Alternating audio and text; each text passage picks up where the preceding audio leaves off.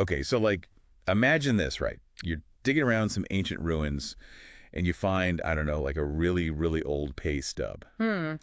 But it's not just any pay stub. It's from, like, the dawn of civilization. And get this, Hmm. it shows women were the ones bringing home the, well, the prehistoric equivalent of bacon. Wow. Yeah. So today's deep dive, get ready, because we're going to try to flip the script on how civilization really got started. I'm intrigued. We're diving into a book with a title that's, well, it's a mouthful. Cyborgs versus the Earth Goddess. No, before you ask, it's not sci-fi. Though, I have to admit, the title alone makes me think it could be. Right. But trust me, the ideas inside, they're pretty mind-blowing. Really makes you think. And who better to guide us through these mind-blowing ideas than the author himself, Dr. Seenarine? He's got quite the background. Oh, absolutely. We're talking Columbia University, former professor, the whole 9 yards. He spent his career exploring, well, basically the hidden connections between gender and power throughout history. It's an area that's often overlooked, wouldn't you say? Totally. And in this book, he throws out this really bold question. What if, and this is a big what if, the rise of male dominance, the whole shebang, wasn't like an accident or anything, but a deliberate takeover? That's a bold statement. For sure. It makes you re-examine everything, right? Yeah. I mean, we're so used to this idea that men have always been the ones calling the shots. Right. It's like it's ingrained in our understanding of the past. Exactly. But what if, and I'm just throwing this out there, what if that's not the whole story? See, this book dives into this whole concept called ecogynocentrism. Ah, yes. Societies that weren't just woman-led, but had a completely different way of seeing the world, a different way of existing. Right, like a different operating system altogether. So we're not talking about some prehistoric girl power thing. No, not at all. It's about understanding that their societies were built around respect for nature, sustainability was key, and there was this focus on earth goddesses, not as some distant figure, but as a representation of, well, the life-giving force of nature. Wow, so it was like woven into their whole way of life. It makes you think, how different would our world be today if? It's a question worth considering, and if we look at the archaeological evidence, it paints a fascinating picture. Take the Paleolithic cave art, for example. We see these incredible depictions of women, fertility symbols, humans coexisting peacefully with animals. Yeah, it's beautiful, isn't it? Yeah. So different from the art that comes later. Exactly. Later, when those patriarchal societies really take hold, the art changes dramatically. It becomes all about warfare, conquest, dominance. You can almost feel the shift in energy just by looking at it. It's like night and day. Okay, so we've got these early societies living in harmony with nature, but then things change. What happened? How do we go from earth goddesses to, well, to all this? Well, Dr. Seenarine points to a pivotal moment around 5,000 years ago. Enter the Yamnaya people. The Yamnaya. Okay, who were they? Picture this. Nomadic warriors charging across Europe and Asia on horseback. They were like the ancient world's version of, well, a powerful force. And they brought with them not just new technology like wheeled vehicles, but a whole new social order, one that was decidedly more male-dominated. So less about peaceful coexistence, more about, let's say, making their presence known. Exactly. And the archaeological evidence seems to back this up. When you look at Yamnaya graves, they're predominantly male. Interesting. It suggests a culture steeped in warfare, and it's likely they didn't travel alone. These warriors probably took local women as wives as they expanded their territory. Wow. Talk about a culture clash. You can practically see the power dynamic shifting right before your eyes. Yeah. It makes you wonder, like, how much of our world today is shaped by these ancient power struggles? It's a question worth pondering, and it ties into a fascinating genetic mystery known as the Neolithic Y bottleneck.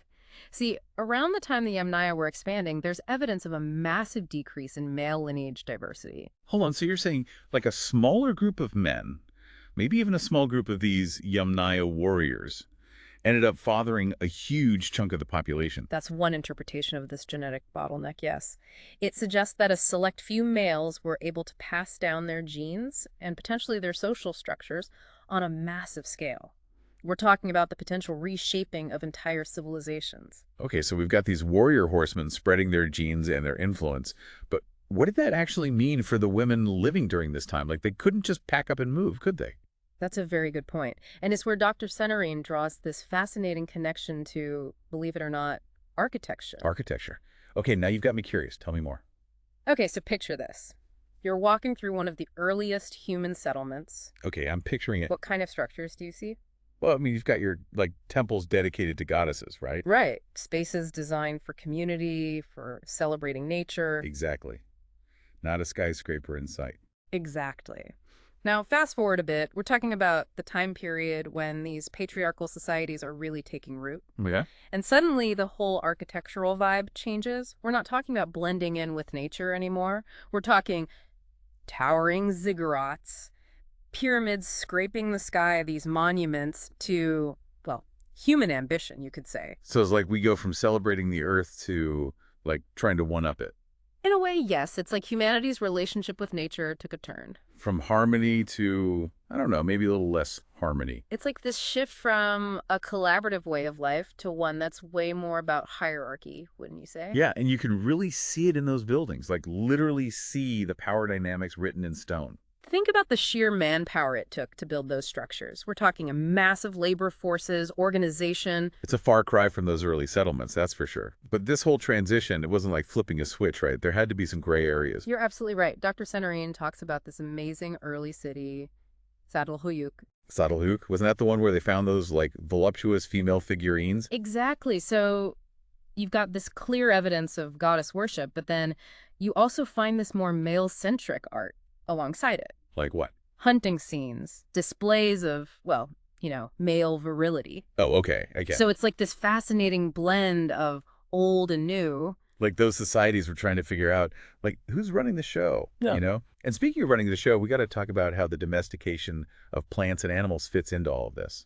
It's a pretty big deal, right? Huge. It's like this pivotal moment in human history. And at first, agriculture, especially cultivating plants, it probably seemed like a good thing for everyone, women especially. Yeah, I mean, suddenly you've got a reliable food source. No more Yeah. chasing after gazelles all day. All right, you can settle down, build a community. Maybe even catch a break every now and then. Exactly. And this is a big but, that surplus of food, that newfound stability, it kind of backfired, you could say, because it gave men the resources to engage in, well, grander displays of power. Like what? Building bigger huts? Think more like elaborate rituals, ceremonies, the kinds of things that reinforce social hierarchies. Ah, okay, so it's like this unintended consequence. Exactly. And then hold on to your hats, because here comes the sixth colonization, as Dr. Seenarine calls it. Sixth colonization. What is that? Some ancient alien invasion I don't know about. Not quite. No aliens, but definitely game changer. I'm talking about the domestication of ruminants. Ruminants, you mean like? Cows, sheep, goats, you name it. Suddenly, it's not just about controlling plants anymore, it's about controlling entire herds of animals. And we all know what happens when you control the resources, right? You control everything. Exactly. Men took control of the animals, which led to them controlling trade routes, the wool, milk, meat, you name it. And all of that equals Power. And more specifically, male power. You got it. And it's hard not to see how this connects to the world we live in today. I mean, think about it. Whoever controls the resources, whether it's oil or information or whatever. They control everything else. Yeah. Right. And Dr. Seenarine doesn't shy away from that. He argues that to really understand where we are now, we have to understand these ancient patterns of power and control. But hold on a second. If this shift toward male dominance was so gradual, so, like, insidious, was there no pushback from the women living through it? Did they just accept these new roles? It makes you wonder, like, how different would things be today if that whole connection with nature hadn't been, pushed aside? It's a huge question, right? And Dr. Seenarine, he takes it even further. He argues that this cyborg mentality, this idea that we're separate from nature, it didn't just change how we view the environment, it changed how we treat each other, too.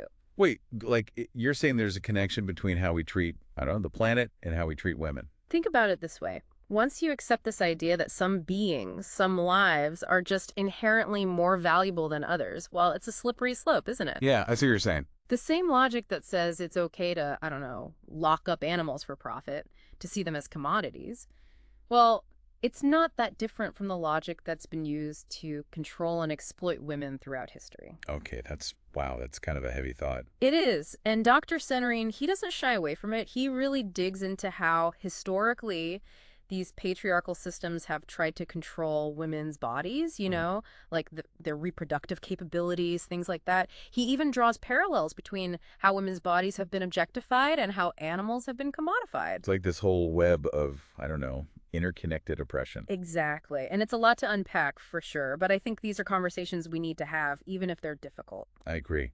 So where do we go from here? Is there any hope?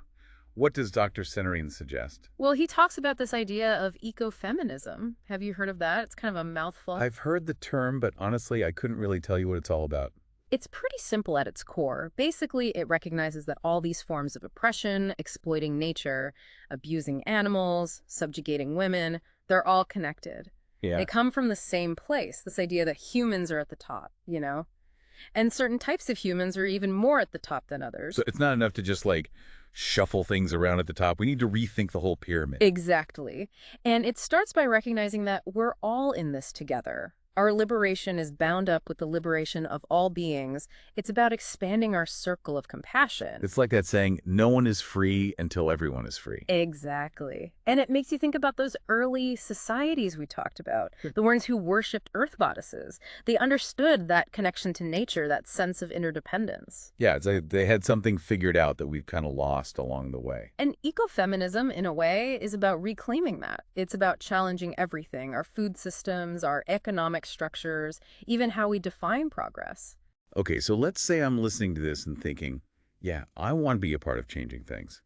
Where do I even begin?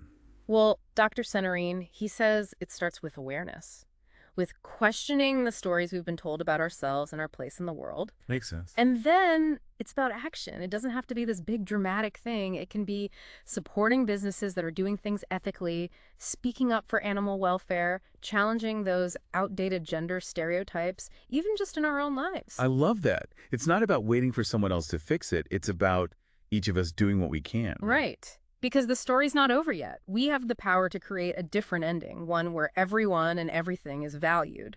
That's a great note to end on. So, to everyone listening, if this deep dive has sparked something in you, if you're feeling even a little bit fired up, then go out and explore these ideas for yourself. Check out Cyborgs versus the Earth Goddess, learn more about ecofeminism, and let's keep the conversation going because building a better world, it starts with each and every one of us.